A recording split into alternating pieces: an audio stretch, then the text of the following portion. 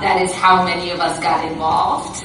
Once you recognize there's a problem and you understand how you yourself can be part of the solution, then you must do that. So I hope, and I beg of you, to really think about what is your role as a member of our community, our society, our country, our world, to dealing with some of these policy challenges. Make sure you're voting. Make sure you understand why you're voting, and make sure that you know who you are voting for. And yes, God has obligations to all of us, but God expects us to do the righteous work. And so God does not expect you to vote for people who will ultimately hurt you and other humans around you. So thank you very much.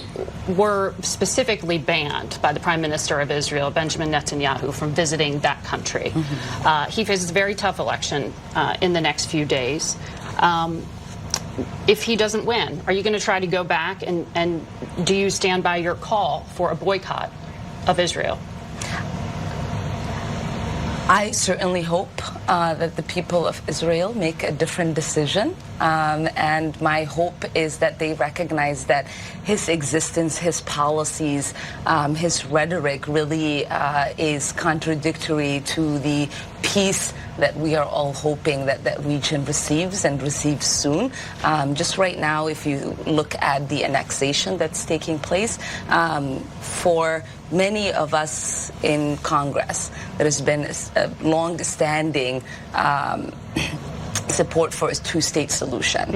And this annexation now is going to make sure that that peace process does not happen and we will not get to a two-state solution. I think what is really important is for people to understand that you have to give people the opportunity to seek the kind of justice they want in a peaceful way. And I think the opportunity to boycott, divest, sanction is the kind of pressure that leads to that peaceful process. As in all diplomacy, truly pursuing peace isn't just about punishing bad behavior. We must support efforts to end the occupation and achieve two-state solution. I believe firmly that the path to peace does not lie in a violent means. As Martin Luther King Jr. said, peace is not merely a distant goal that we seek, but a means by which we arrive at that goal.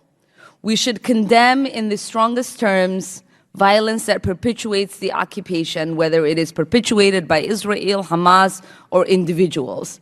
But if we are going to condemn violent means of resisting the occupation, we cannot also condemn nonviolent means. We cannot simultaneously say we want peace, then openly oppose peaceful means to hold our allies accountable. It is precisely when people feel hopeful, when people feel that nonviolence does not work, that their voices won't be heard, that they turn towards violence. This week, I introduced a resolution with civil rights leader, our colleague, John Lewis, and Rashida Tlaib, who know the importance of nonviolence movements. It recognizes the proud history of boycott movements in this country dating back to the Boston Tea Party. We should honor these movements and that history. And we should honor our commitment to the principles that say we must hold our friends to the same standards as we hold our adversaries. I understand and appreciate the bipartisan nature and history of this committee. In fact, there are two bills today that I am co-sponsoring with Republicans.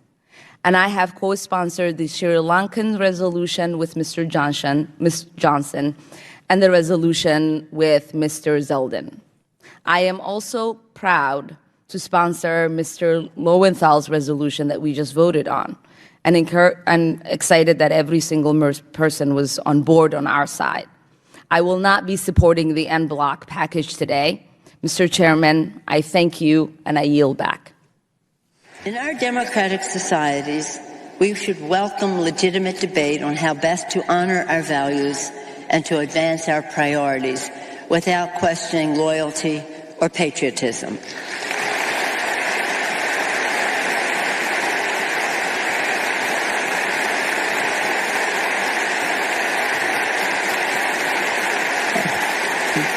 This month, the full House came together to condemn the anti-Semitic myth of dual loyalty and all forms of bigotry with a resolution that, quote, rejects the perpetuation of anti-Semitic stereotypes in the United States and around the world, including the pernicious myth of dual loyalty and foreign allegiance, especially in the context of support for the United States-Israel alliance.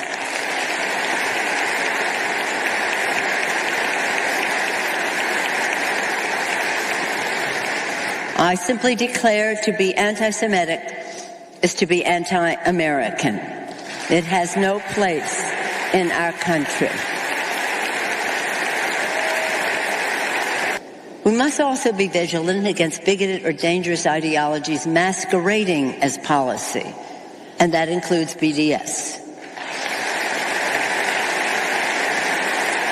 Last week, we introduced the Schneider, that would be Brad Schneider of Illinois, and Nather, that would be Jerry Nather of New York, the Schneider-Nather resolution in the House that explicitly opposes the BDS movement, warning that, did you know this? It does not recognize, and many of its supporters don't know or explicitly deny, it does not recognize the right of Jewish people to national self-determination.